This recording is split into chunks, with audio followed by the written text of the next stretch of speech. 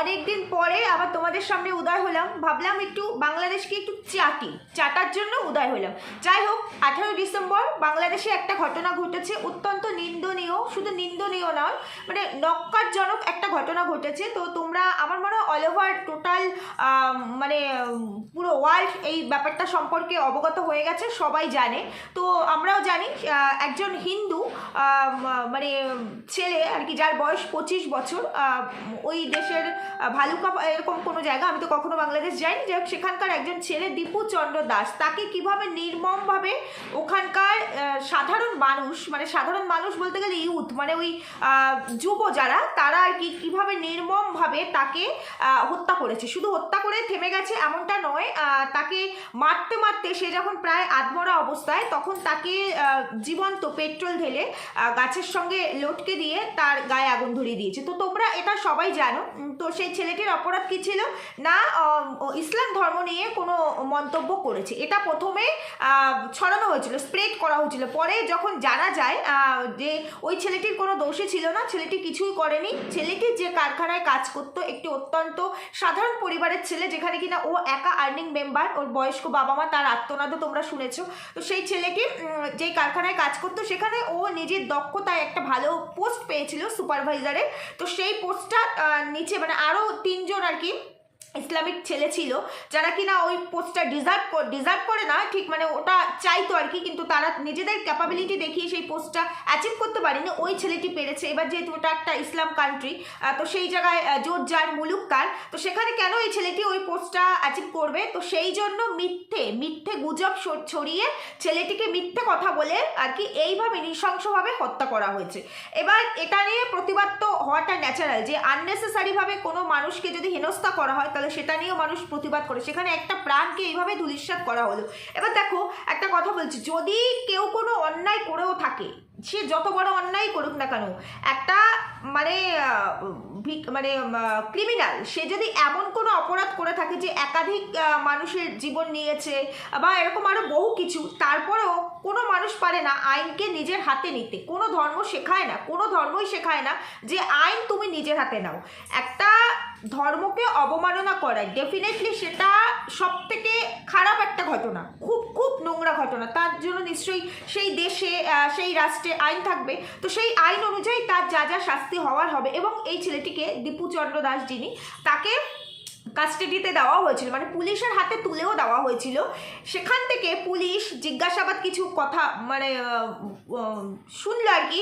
ছেলেটি যখন বারবার আর্জি করছে যে আমাকে ছেড়ে দেবেন না, এই মানে ক্ষিপ্ত জনতার সামনে আমাকে ছেড়ে দেবেন না, আমার প্রাণ ভিক্ষে চাইছি, তারপরেও পুলিশ কি করলো, ছেলেটিকে ওই উত্তপ্ত জনতার সামনে, মানে ইউথ যারা ছিল তাদের সামনে ছেলেটিকে ছেড়ে দিল আর কি। তোরা আবার খুবলে খা, তাই জন্য ছেড়ে দিল। এই হচ্ছে একটা দেশের আইন, এই হচ্ছে একটা দেশের প্রশাসন ব্যবস্থা। তারপরে উত্তপ্ত জনতা, মানে ওই যে এরা হচ্ছে কি টাইপের বলে তো, তোর কানটা চিলে নিয়ে গেছে, চিলের পেছনেই দৌড়াবো, কানটা কানের জায়গায় আছে কিনা দেখবো না, কোনো প্রুফ নেই সে অপরাধ করেছে কিনা, তার কোনো কোথায় করেছে, কোথায় বলেছে, কাকে বলেছে, আর যদি বলে থাকে তার জন্য তো ক্ষমা চাওয়া যেত, বা তার জন্য যা যা আইন আছে সেই আইন অনুযায়ী তাকে শাস্তি দেওয়া যেত। সেসব না করে আমরা বিশাল বড় একটা মানে কৃতিত্বের কাজ করেছি, মানে অন্য কোথাও আমাদের নাম জলজল না করলেও এই ধরনের নোংরামিতে আমরা সবার আগে, আমরা মুখে মারিতম জগৎ, মুখ দিয়ে ওরা ওদের নিজেদের দেশ, একটা স্বাধীন হওয়া দেশ, স্বাধীন হওয়ার রাষ্ট্র, সেই রাষ্ট্রটাকে ওরা বারবার স্বাধীন করে। মানে একটা দেশ ভাই কতবার স্বাধীন হয় আমি বুঝতে পারি না। স্বাধীনতা তো ওরা সেই নিয়েছিল 71 সালে, তারপর থেকে ওদের দেশ এখনো স্বাধীন। মানে আমার বাবার আমলে বোধহয় আমার বাবা স্বাধীনতা, ওদের স্বাধীনতা দেখেছিল, মানে বাংলাদেশের স্বাধীনতা, তারপরে আমিও দেখলাম, আমার মেয়েও দেখলো, মানে এর পরবর্তী জেনারেশনে দেখবো, ওদের স্বাধীনতা চলতেই থাকবে। তাহলে ওরা কি এতদিন ধরে একটা পরাধীন রাষ্ট্রে ছিল? ওদের মানে প্রত্যেক বছর বছর স্বাধীনতা চাই, তার কিসের স্বাধীনতা, কি দিয়ে স্বাধীন করবে দেশটাকে? কি করছে? নিজেদের দেশের ভেতরে নিজেদের তৈরি করা পরিশ্রমের দ্বারা যে সম্পত্তি, সেইগুলোকে ভেঙে চুরে নষ্ট করছে, মানুষের জীবনযাত্রা, সাধারণ মানুষের জীবনযাত্রা ধ্বংস করে দিচ্ছে, তারা চলাফেরা করতে পারছে না। বাণিজ্যিক যে সমস্ত বিভাগগুলো বন্ধ হয়ে যাচ্ছে, মানে মানুষের মানে বলতে পারো যে সমস্ত সাধারণ মানুষ এই সমস্ত অ্যাক্টিভিটিসের মধ্যে ইনভলভ নয়, তারা সাধারণ ছাপোষা মানুষ, তোমার আমার মতো যারা খেটে খাওয়া মানুষ, তাদের রুজি রোজগার, তাদের পেটে লাথি মারছে, দেশটাকে একটা উত্তাল জায়গায় নিয়ে যাচ্ছে যেখানে হিংসা ছাড়ার কিছু নেই, বিশ্বের দরবারে নিজেদের নোংরামি তুলে ধরছে, এছাড়া আর কিছুই নেই। আর কথায় কথায় বলবে যে ভারত বিরোধী স্লোগান, ভারত আমাদের অ্যান্টি, ভারত আমাদের জন্য আমাদের এই করেছে, ভারত আমাদের ওই করেছে, ভারতের কারণে আমরা এখনো এইখানে, বয়কট ভারত, ভারতের এইটা চাই না ওইটা চাই না। আমি আজকেও দেখলাম ভিসা বন্ধ হয়ে গেছে, তো কি হয়েছে আজকেও দেখলাম যে বাংলাদেশি যাদের কাছে অলরেডি ভিসা ছিল তারা এখনো আসছে আর কি ট্রিটমেন্টের জন্য। আমি যখন ব্যাঙ্গালোর গিয়েছিলাম 2022-23-এ তখন দেখেছি যদি ওখানে মানে 20% মানুষ ইন্ডিয়ান থাকে, 80% মানুষ হচ্ছে বাংলাদেশি, তার মধ্যে যারা হিন্দি জানে কথা বলছে, যারা জানে না তাদের জন্য আলাদা লোক আছে, মানে তারা ট্রান্সলেট করে দিচ্ছে, মানে বাংলাটাকে হিন্দিতে ট্রান্সলেট পর্যন্ত করে দিচ্ছে। এতটা বেটার পরিষেবা এদেরকে দেওয়া হয় সমস্ত দিক থেকে, তারপরেও এদের ভারত বিদ্বেষী একটা মনোভাব থাকতেই পারে, তাতে কিচ্ছু বলার নেই। এবার আমার কথা, আমি যদি কাউকে আমার শত্রু মনে করি সেটা ভেতরে রাখি, সেটা যদি এইভাবে মানে তুলে ধরি, তাহলে তো ভাই তার কিছু খেসারত আমাকেও দিতে হবে, তাই না? আমাকেও তার কিছু খেসারত দিতে হবে। আননেসেসারিভাবে কাউকে এইভাবে ব্লেম দেওয়া যায় না। কথায় কথায় ভারত বিদ্বেষী একটা মনোভাব, মানে যেটা পাকিস্তান, মানে ওই পাকিস্তানেরই তো এদের আর কি ভাইরা ভাই বলতে গেলে। যাই হোক, তো এদের হচ্ছে একটাই ব্যাপার, সেটা হচ্ছে কি 7 সিস্টার চাই। 7 সিস্টার মানে আমাদের যে 7টা অঙ্গরাজ্য সেটা এদের চাই। বলছে 7 সিস্টার মানে আমাদের যে অঙ্গরাজ্য, তো সেটা কি তোদের বাপদাদার সম্পত্তি? তোদের বাপদাদার সম্পত্তি যে তোদের কথায় কথায় 7 সিস্টারকে চাই? কেন না ভাই, অন্যের জিনিসের দিকে এত লোভ দিস কেন? তোদের লোভ 7 সিস্টার, পাকিস্তানের লোভ কাশ্মীর, আর তোদেরকে গুটি করে যারা সাজাচ্ছে, মানে আরো যে দুটো কান্ট্রি আছে, আমি কারোর নামই তুলতে চাই না এখানে, তুলবো না, বলবো না, যাই হোক, তারা তো মানে তোদেরকে গুটি সাজিয়ে খেলছে, তোদের মানে শকুরের মতো তাকিয়ে আছে। কেন রে? নিজেদের ক্ষমতা নেই? নিজেদের ক্ষমতায় অন্যের জিনিসের দিকে না তাকিয়ে নিজেদের দেশটাকে আরো কি করে প্রোগ্রেস করা যায়, নিজেদের বিশ্বের দরবারে কিভাবে তুলে ধরা যায় সেই চেষ্টা কর না। আমরা কি বলেছি আমাদের এই দেশের এটা চাই, আমাদের ওই দেশের ওটা চাই? আমরা নিজেরা যেখানে আছি আমরা সেটাকে নিয়ে ভালো আছি, সেটাকে প্রোগ্রেস করার চেষ্টা করছি, বিশ্বের দরবারে নিজেদের একটা জায়গা তৈরি করার চেষ্টা করছি। ওই কথায় বলে না, ঢাল নাই তরোয়াল নাই, কি নিধিরাম সর্দার, এদের পরিস্থিতি তাই। এরা শুধু যুদ্ধ করে মুখে মুখে সোশ্যাল মিডিয়ায়। অ্যাকচুয়ালি এদের ক্ষমতাটা কি যা তা না হলে এরা যদি অ্যাকচুয়ালি সভ্য ভদ্র হতো, নিজেদের দেশের সংস্কৃতি, নিজেদের আচরণ, নিজেদের দেশের সম্পত্তি ধ্বংস করতে করতে শেষ। আজকে ঢাকা বিশ্ববিদ্যালয় যেটা কিনা একটা সময় একটা ভালো জায়গায় ছিল, ভালো পজিশন ছিল, আজকে 100 কত নম্বরে চলে গেছে, মানে এদের মেধার জন্য। এরা বারবার স্বাধীনতা চায়, বারবার এরা দেশকে স্বাধীন করবে, বারবার দেশকে স্বাধীন করবে। আমি ভাই একটা কথা স্পষ্টভাবে বলতে চাই সবাইকে, যে দেখো আমি কোনো পলিটিশিয়ান নই, আমি কোনো বুদ্ধিজীবী নই, আমি সাধারণ মানুষ, সাধারণ পরিবারের মানুষ, ছাপোষা মানুষ, আনি নেই খাই, এই হচ্ছে আমার ব্যাপার।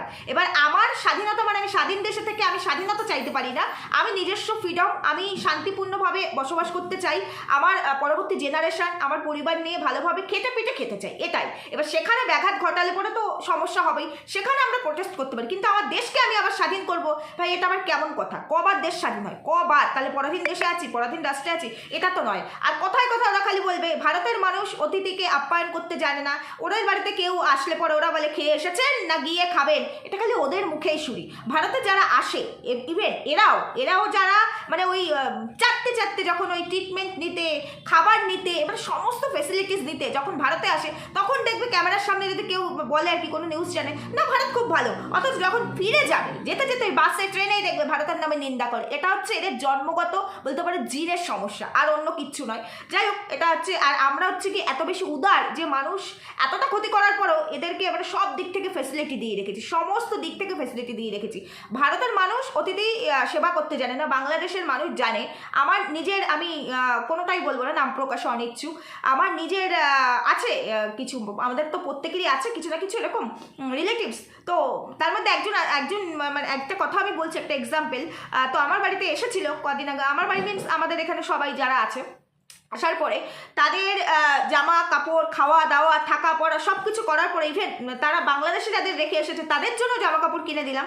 এবার এখান থেকে তার নিজের রিলেটিভস বাড়ি যখন যায় তখন ফোন করে বলে তোমার হাজব্যান্ডের জন্য না একটা লুঙ্গি নিয়ে এসেছি। তা বলছি লুঙ্গির দরকার নেই, আমার দেশে অনেক লুঙ্গি আছে, তুমি আসো, আমার মেয়ের বার্থডে ছিল, তোমরা আসো আমার মেয়ের বার্থডেতে, তাদের জন্য আমি অ্যারেঞ্জমেন্টও করি, গিফট দিতে হবে বলে তারা আসেনি, সেই লুঙ্গি নিয়েই তারা ওই বাংলাদেশ পর্যন্ত পগর পার হয়ে গেছে, বুঝতে পারছো? অথচ আমরা এত এত ঢেলে ঢেলে তাদেরকে দিয়েছি। এই হচ্ছে এদের মেন্টালিটি। না আমি সবার কথা বলবো না যে সবাই খারাপ, এই যে যারা আজকে এই নোংরামের মধ্যে আছে তারা খারাপ, মানে সবাই বাংলাদেশের খারাপ, নেভার, কখনো নয়। তবে 90% মানুষের মেন্টালিটি বাংলাদেশের ওই পাকিস্তানি মেন্টালিটি, বুঝতে পেরেছো? আর এটার জন্য দায়ী কারা বলো তো? এই দেখো, একটা ছাপোষা কথা বলছি, সাধারণ নলেজ দিয়ে বলছি, এই যে পাকিস্তানের যে মেন্টালিটিটা এই যে স্প্রেড হচ্ছে মানে এদের মধ্যে, এইটা হতো না ওই যে গান্ধীজির করা ভুল বলবো না, মানে গান্ধীজি আমাদেরকে একটা ভালো রকম বাস দিয়ে গেছে, যেই বাস আমরা খেতেই থাকবো, এটা কখনো শেষ হবে না। তা না হলে আজকে পাকিস্তানের এই কন্ডিশন হতো না। তো তোমরা বুঝতেই পারছো চুক্তি মুক্তির ব্যাপারে আমি বলছি। আর এখন আমার মনে হচ্ছে এদের বাংলাদেশে যে এখনকার মানে যে ভারপ্রাপ্ত আসনে যিনি বসে আছেন, নাম আমি কারোরই বলবো না, তো ওই গান্ধীজি টাইপের কাজটাই করে যাচ্ছে না ভাই। আমাদের তো বাস মেরে দিয়েই গেছে, এবার ভাই তোদেরও কিন্তু সেই সেম বাসটা মেরে দিয়ে যাচ্ছে। এবার আমাদের বাস মারলেও আমাদের মেধা, আমাদের টেকনোলজি, আমাদের মানে ফিনান্সিয়াল যে গ্রোথ, মানে জিডিপি, ওভারঅল সমস্ত দিক থেকে দেখতে গেলে তো সব দিক থেকে আমরা এতটাই প্রোগ্রেস করেছি যে তিনি আমাদের যে বাস দিয়ে গেছেন সেই বাস আমরা চাইলে এখন না পারি কয়েক বছর পরে বা তারও কয়েক বছর পরে ফিরিয়ে নিতে পারবো। ভাই তোদের ক্ষমতা নেই, তোরা যা নিজেদের মধ্যে যা করে বেড়াচ্ছিস, নিজেরাই নিজেদেরকে কামড়ে খাচ্ছিস, বুঝতে পেরেছিস? তাই তোরা এই ধরনের কাজ করিস না, নিজেদের দেশটাকে ভালো রাখার চেষ্টা কর। আরেকটা কথা বলছি, এদের বক্তব্য কথায় কথায় এরা আমাদের দেশ নিয়ে কথা বলতে পারবে, আমাদের দেশ সম্পর্কে আজে বাজে কথা বলতে পারবে, আমাদের দেশে ট্রিটমেন্ট করবে, আমাদের দেশ থেকে সমস্ত রকম ফেসিলিটিস নেবে, খাবার দাবার থেকে শুরু করে, মানে যে কোনো দেশ শুধু আমার দেশ থেকে নিচ্ছে এমন নয়, আমার দেশও তার দেশ থেকে অনেকটাই উপকৃত হয়, অনেক কিছু বাণিজ্যিক বিভাগ ধরে আর কি অনেক কিছু লেনদেন হয়, ইম্পোর্ট এক্সপোর্টের ব্যাপার বলছি। তবে মানে সেই দেশ থেকে যদি আমার দেশে 20% জিনিস আসে, আমার দেশ থেকে 80% জিনিস যায়, তাহলে আমার যদি 20% জিনিস বন্ধ রাখি তাতে কিন্তু আমরা মরবো না। মানে এই যে আমেরিকা যেমন 53% শুল্ক মানে চাপিয়ে দিয়েছে, মরে গেছি, না খেয়ে আছি, না সোনার দোকানে সোনা কিনছে না মানুষ, লাখ লাখ টাকার সোনা কিনছে না, কোনো কিছু না মানুষ গাড়ি কিনছে না মানুষ, কোনটাতে অভাব আছে ভাই?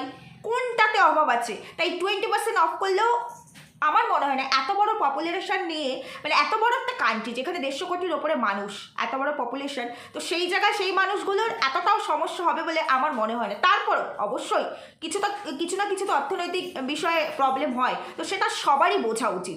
শোনো একটা কথা বলি, কেউ চায় না যে কথায় কথায় যুদ্ধ, এরিয়ারা যেমন বলে যুদ্ধ করবো, এই আমাদের বিশাল বাংলাদেশকে ভয় পায়, মানে সোশ্যাল মিডিয়াতে যেটা দেখি বাংলাদেশকে এখন ইন্ডিয়া ভয় পায় বিশাল কিছু। ভাই মুখে যুদ্ধ করবো বললেই যুদ্ধ হয় না, বুঝতে পেরেছো? মুখে যুদ্ধ করবো বললেই যুদ্ধ হয় না, যুদ্ধ হবে যারা বর্ডারে এই যুদ্ধের সঙ্গে ফাইট করে, তারা তোমার আমার মতো সাধারণ পরিবারের সন্তান, তাদের পরিবারগুলোতে গিয়ে দেখো, সেটা যে কোনো দেশই হোক, যে তাদের কি কন্ডিশন হয় যে কোনো একটা যুদ্ধের ক্ষেত্রে। আর সাধারণ মানুষ যারা কিনা বর্ডার এলাকায় থাকে তাদের কত প্রাণে ক্ষয়ক্ষতি হয়, আর অর্থনীতির ওপরে কিভাবে একটা এফেক্ট পড়ে, কিভাবে একটা দেশের কাঠামো ভেঙে পড়ে। তাই যুদ্ধ কখনোই কাম্য নয়। আর এই যুদ্ধের জন্য এই যে মদতদার, যারা মদত দিচ্ছে আর যারা গ্রিন সিগন্যাল দেবে, তারা কিন্তু হাজার হাজার বডিগার্ড নিয়ে ঠিক নিজের আসনটাতেই বসে থাকে। তুমি আমি নিরাপদ নই, তোমার আমার কোনো বডিগার্ড নেই, তোমার আমাকে খেতে হবে।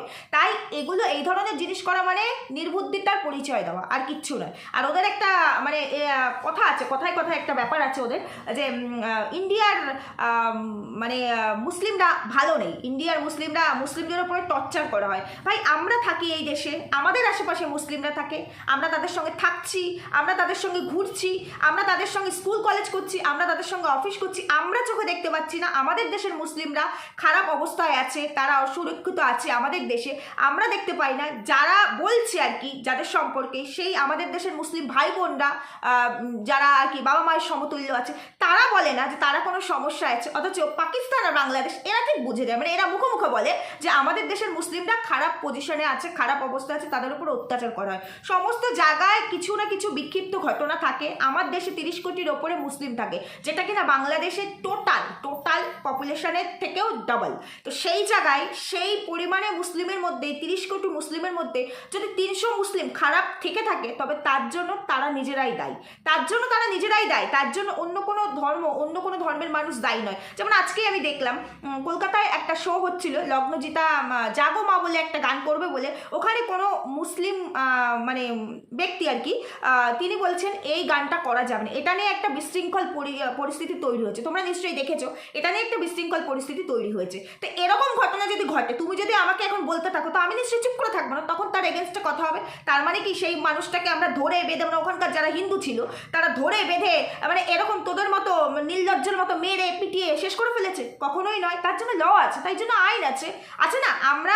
আমরাও তিলোত্তমার এগেনস্টে প্রচুর মানুষ মিছিল করেছে, এখনো চলে, রাত জাগা হয়েছে, অনেক কিছু হয়েছে। তাই বলে কি আইন হাতে তুলে নিয়েছে না কোনো মানুষের জীবন চলে গেছে? কোনটা হয়েছে? না, কোনোটাই হয়নি। আইনের কাজ আইনই করবে। হ্যাঁ জানি ওপর মহলে যারা বসে আছে, সে ভাই তোর দেশ হোক, ভাই আমার দেশ হোক, সে তারা আগে নিজের গতিটা ঠিক রাখবে, তারপরে তোরা আমার কথা ভাববে। সেটা কেউ করে না, নিজের স্বার্থ ছাড়া কেউ করে না। তারপরেও আমরা কোনো শিক্ষিত সভ্য সমাজ, কোনো শিক্ষিত সভ্য রাষ্ট্র কখনো আইন নিজের হাতে তুলে নিতে পারে না, বুঝতে পারিস? তাই সেইখানে এই যে কথায় কথায় বলিস না আমাদের দেশের মুসলিমরা খারাপ আছে, তো এই যে আজকে দেখলাম নাকি হিন্দুদের জন্য করিডোর খুলে দেওয়া হবে, তারা আসতে চাইলে আসতে পারে, তাদেরকে ক্যাম্পিং করে রাখা হবে আর কি। তো এরকম তোরা আমাদের দেশের মুসলিম ভাই বোন বাবা মা যারা আছে তাদেরকে জিজ্ঞেস করে দেখিস তো তোদের দেশে যেতে চায় কিনা, কোন মানে একটা মুসলিমও যেতে চায় কিনা জিজ্ঞেস করে দেখিস। তারা বলবে এটা আমার দেশ, ভারত আমার দেশ, আমি ভারতে ভালো আছি, ভারতে একটা গণতান্ত্রিক দেশ, সমস্ত ধরনের মানুষ আমরা একসঙ্গে থাকি, মিলেমিশে থাকি, খুব ভালো আছি আমরা, আমাদের কোনো কিছুর অভাব নেই, আমাদের সুখের অভাব নেই, আমাদের শান্তির অভাব নেই। জিজ্ঞেস করে দেখিস। ওই যে বললাম বিক্ষিপ্ত ঘটনা দু একটা থাকে, যেমন এই যে ঘটেছে কলকাতা, এইরকম এরাই ভালো থাকে না, এরাই মানে ওই কিছু আছে, কিছু মানুষ থাকে ধর্মের নামে উস্কে দেওয়া মানুষ, সেটা শুধু মানে ইসলাম কান্ট্রিতে মানে ইসলাম রিলিজিয়ানে আছে এমন নয়, আছে আমাদের রিলিজিয়ানও আছে, দু চারটে এরকম থাকে সব জায়গায়, তারা কিনা ওরকম উস্কে দেয়। তাছাড়া ওভারঅল দেখতে গেলে প্রত্যেকটা মানুষের জায়গায় ভালো আছে, ভালোভাবে আছে। জিজ্ঞেস করে দেখিস তো। আর যদি এরকম কোনো পরিস্থিতি তৈরি হয়, তখন এই মুসলিম ভাই বোন বাবা মায়েরা তারাও কিন্তু দৌড়ে যাবে তোদের এগেনস্টে লড়তে, যেটা পাকিস্তানের ক্ষেত্রে কিন্তু হয়েছিল। তারাও কিন্তু বলেছিল সবার আগে দেশ, এটা মনে রাখবি। আর ওরা কথায় ওরা আমাদের দেশ নিয়ে কথা বলতে পারবে, ওরা আমাদের ধর্ম নিয়ে কথা বলতে পারবে, কথায় ওদেরকে নিয়ে যদি কথা বলতে চাই, এটা একটা স্বাধীন রাষ্ট্র, তোদের কোনো অধিকার আছে তোরা বাংলাদেশ নিয়ে কথা বলিস না? ভাই কোনো অধিকার নেই, তোরা আমাদের পেছনে লাগতে আসবি না, আমাদের দেশ নিয়ে কথা বলবি না। 7 সিস্টার তোদের বাবার সম্পত্তি নয়, 7 সিস্টার আমাদের সম্পত্তি, আমাদের অঙ্গরাজ্য, আমাদের দেশের ভিতরে। কত চাই রে ভাই, একটা দেশ তোদেরকে গিফট করে দেওয়া হয়েছে, তারপরেও তোদের হয় না। এই যে পাকিস্তান যখন স্বাধীন হয়েছে, যেদিন পাকিস্তান স্বাধীন হয় পরের দিন আমাদের ইন্ডিয়া স্বাধীন হয়, তো পাকিস্তানের সঙ্গেই তো ছিলি, তখন তো তোদের কামড়ি মানে তোদেরকে চুষে খেয়েছে পাকিস্তান।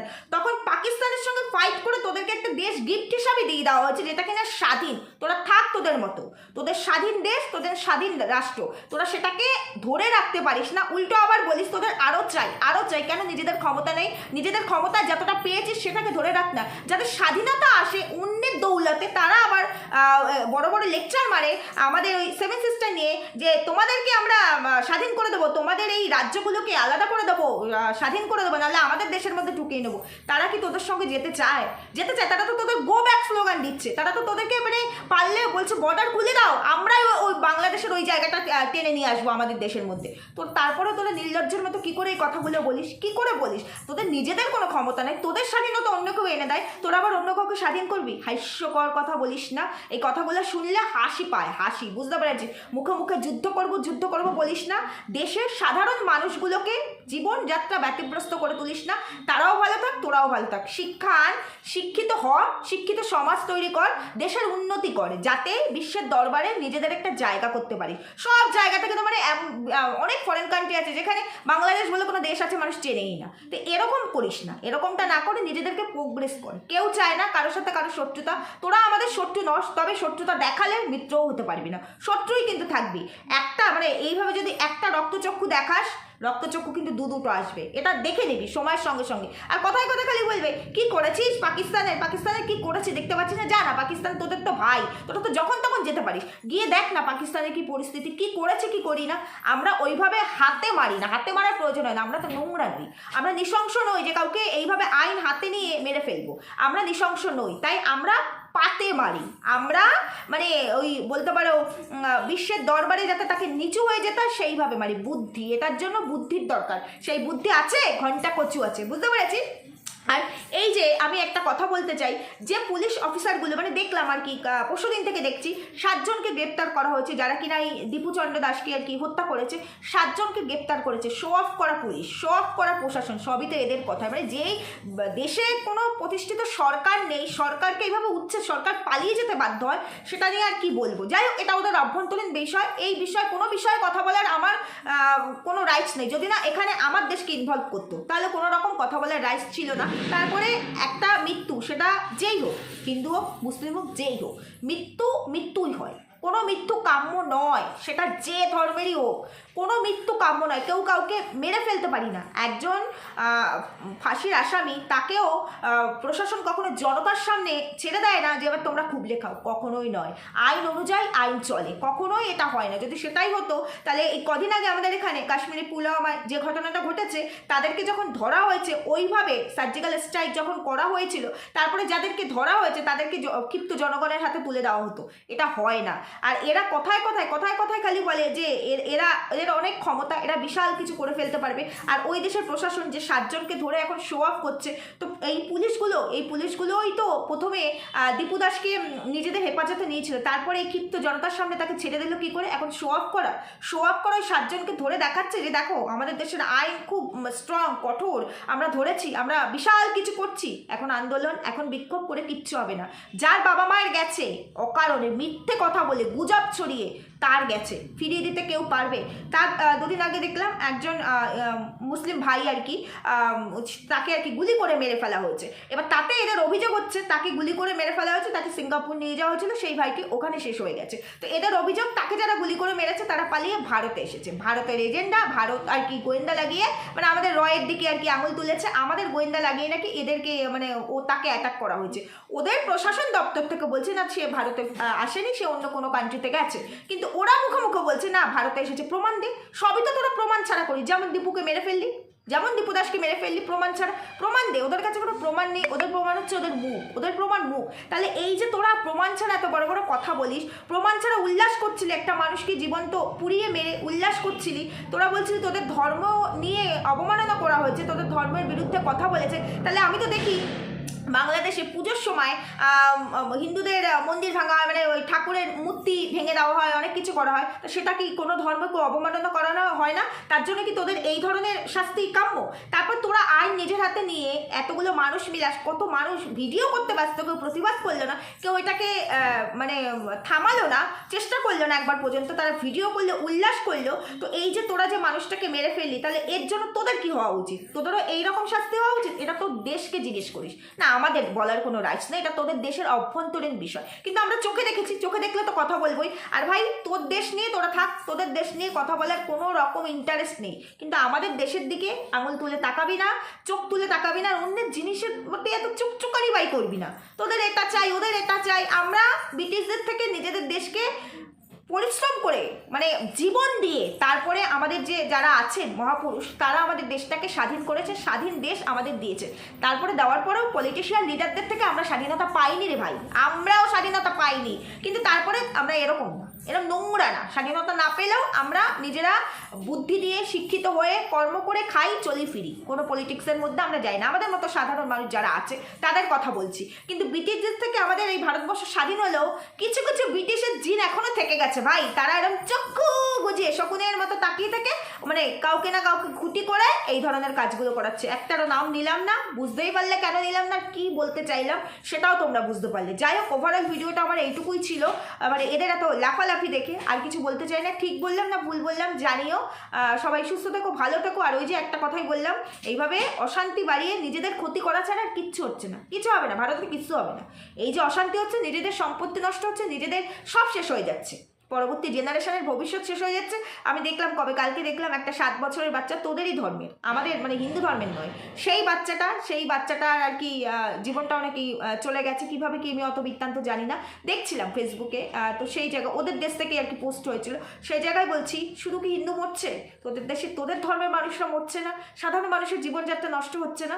এই কাজটা না করে যাতে নিজেরা ভালো থাকতে পারিস সেই দিকটা দেখ, এটাই বলতে চাই। যুদ্ধ মুখে বললেই যুদ্ধ হয় না, যুদ্ধ করলে সমাধান হয় না, যুদ্ধ করলে ওই যে এখন আর বলতে চাই না যে মানে সামরিক শক্তির দিক থেকে কে কি এগুলো বলা মানে ওই যে হাস্যকর, নিজেরা আবার হাস্যকর মনে হবে, তাই আর বলতে চাইলাম না ভাই। সান্ত্বনা পুরস্কার নয়, বোঝালাম। যদি বুঝিস বুঝপাতা, যদি না বুঝিস তেজপাতা, খুবই ভালো। বুঝলেও তোদের, না বুঝলেও তোদের, আমাদের ঘন্টা কচু, কিচ্ছু যাবে আসবে না, এটুকুই বলার ছিল। ভালো থাকো, সুস্থ থাকো, দেখা হবে পরবর্তী ভিডিওতে, টাটা।